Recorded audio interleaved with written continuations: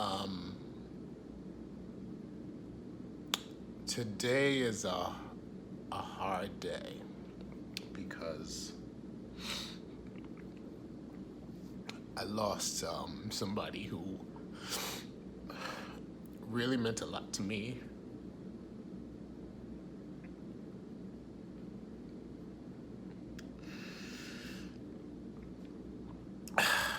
And nobody would really know him or how much he's done for this world. He wasn't very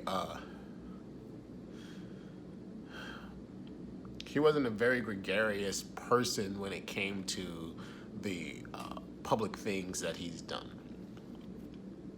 But he was one of the kindest, most generous people that I've ever known. I met him my first day of high school when I was in Jersey, and me and his son Matt became really, really close friends, and we're still friends to this day. And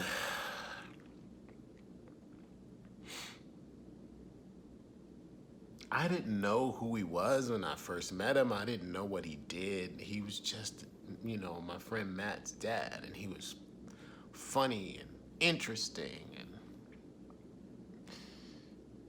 just a great guy to be around. And Matt and I spent so much time together, but every time I would go to his house, Big Bob, we called him Big Bob, he would sit us down and talk to us, and he really talked to us. He wouldn't just kind of be thinking about something else, but he would focus on us. And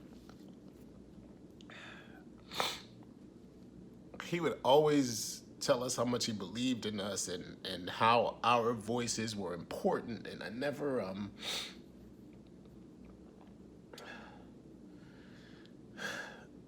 forgot that.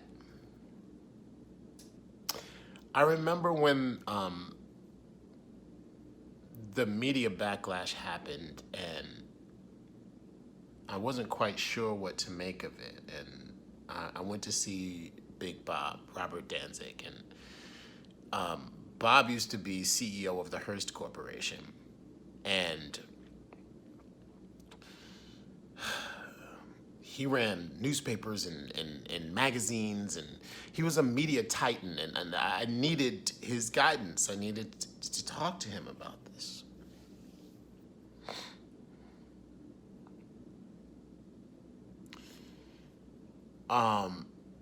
And firstly, I was just like, well, they had to print negative press to sell papers. And he goes, yeah, that's a wives' tale. It's not true. We sell just as many amount of papers with good news as we do with bad news.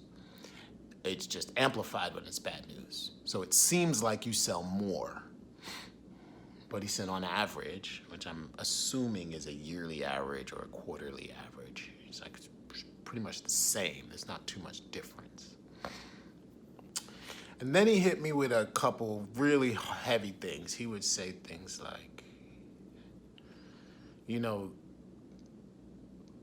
people of color with talent,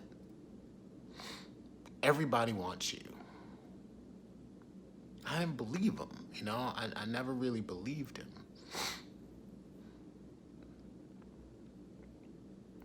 And he was talking to me about Jason Blair. At that time, Jason Blair fabricated a lot of stories that got printed in the New York Times. And Bob's take on it was, it worked because he was that talented. Yeah, a lot of heads rolled. A lot of people got fired. Jason Blair was discredited. But what Bob saw was the fact that this young man wasted such wonderful talent. How talented was he? He fabricated entire stories in the New York Times, and they were so good that they printed them. Now, of course, there's a lot of stuff that's involved. There's a lot of fact-checking and stuff, but it was an interesting outlook, and he helped me think of things in different ways. And when right after episode 1, and I was still trying to be a musician, and I was just stuck, you know. I was stuck. So I didn't know what to do, and I went up to Big Bob, and he said, he did the same thing he did when I was 14. You know, he was like, Ahmed, what's going on with you? He would just do this whisper. What's happening? And I said, Big Bob, you know, I'm having a hard time. I really am. I'm having a hard time. I don't know what to do. I don't know where to be. And he goes, well, what's the problem? And I said, well, you know, I'm trying to play music, but I can't find it. I just don't know what to do. And I was like, and then he said, so what's the problem? And I said, well, no one out there sounds like me. And he goes, so what's the problem? And I was like, that's it, Big Bob. I can't get a deal because everybody wants me to sound like everybody else, and I don't. Nobody out there sounds like me. And he looks at me and he goes, when you say nobody sounds like you, you hear it as nobody sounds like you. When I hear nobody sounds like you, I hear it like this: nobody sounds like you. And he looked at me and he said, that's an amazing opportunity. And that's when I shut up. I was like, you got me, Big Bob. You're right. You're right. I'm not making this work.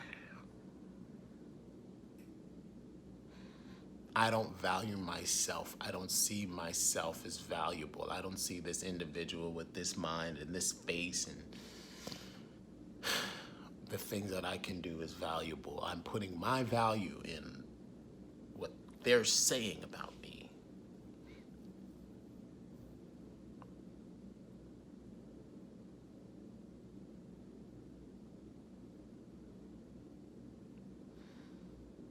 And this thing ebbs and flows, man. It goes up and down. And every time I have a hard time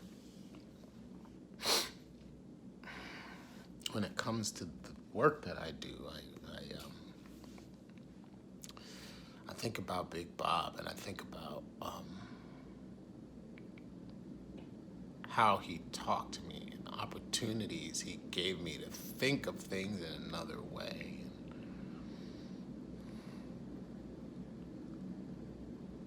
Reframe the narrative. Look at different angles. And even in the roughest moments, in the darkest times, there is an opportunity to do good. There is an opportunity to change. There is an opportunity to find that thing.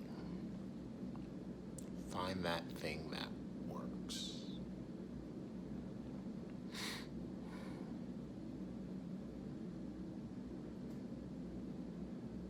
I'm gonna miss that guy, man.